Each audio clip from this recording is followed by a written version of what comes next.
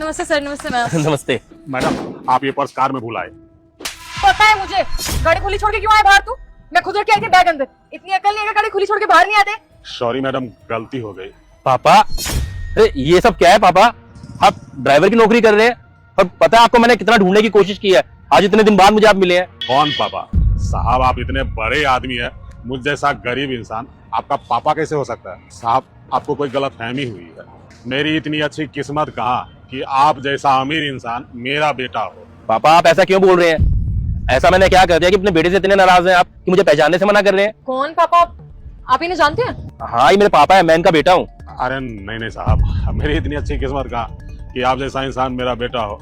अब आप ही बताइए, अगर आप जैसा इंसान मेरा बेटा होता तो मुझे ड्राइवरी की नौकरी करनी पड़ती। सर, जब मैंने इन्हें काम पे रखा था मैंने पूछा था इनके घर पर कौन कौन है।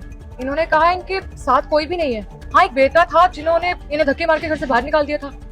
मेम साहब, मेरे बेटे ने तो अपनी बीवी के बातों में आके मुझे घर से बाहर निकाल दिया। अरे पापा, मैंने आपको कब घर से बाहर निकाला?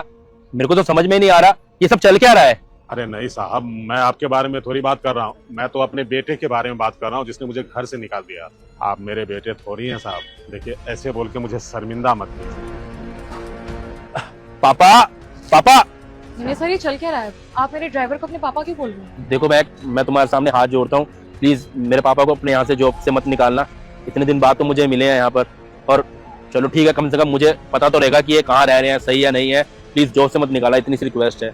और प्लीज इस बात का ध्यान रखना कि इन्हें पता नहीं लगना चाहिए कि मैंने तुम्हें सब कुछ सच बता दिया है। ठीक है सर, अगर आप कहते हैं तो मैं उनको जॉब से नहीं निकालूंगा। मेरे पास एक खुद का फ्लैट भी है, वहाँ पर कोई नहीं रहता, वहाँ पे उनका रहने का अरेंजमेंट भी कर सकती हूँ। और मैं उन्हें बताऊंगी भी नहीं कि आपने मुझे उनके बारे में कुछ भी बताया। Thank you so much. मैं अभी मुझे कुछ काम है, मैं शाम को मिलता हूँ तुमसे। आइए गोपाल जी, ये मेरा फ्लैट है।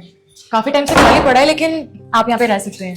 आई नो आप झुग्गी झोपड़ी में रहते हैं, वहाँ पे आपको खाने पीने की भी परेशानी होती होगी, लेकिन आप रह सकते हैं यहाँ पे जब तक आप चाहते हैं।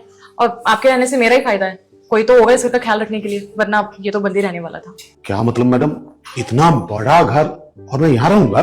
मैडम जी, मैं तो आपके यहाँ मामूली सा काम करने वाला एक नौकर हूँ, तो फिर आप मेरी इतनी मदद क्यों कर रहे हैं? अरे आप भी कमाल करते हैं गोपाल जी, आप इतने ईमानदार है अपने काम को लेके, और अगर आपकी छोटी सी मदद मैं कर दूंगी तो मुझे तो अच्छा ही लगेगा ना। वैसे अगर मैं आपसे एक बात पूछूं तो आप बताएंगे?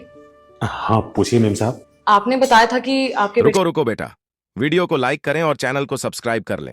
आज आपके घर में खुशखबरी आ जाएगी। आपको तो कम से कम सोचना चाहिए था कि मैं आपका बेटा हूँ। आपको मेरे से पूछना चाहिए था, इंतजार करना चाहिए था। अगर रिंकी ने आपको बोला भी था कि मेरे कहने पर आप ये सब कर रहे हैं। भी ने बोला कि कम से कम मेरे से भी बात करना चाहिए, आपने मुझे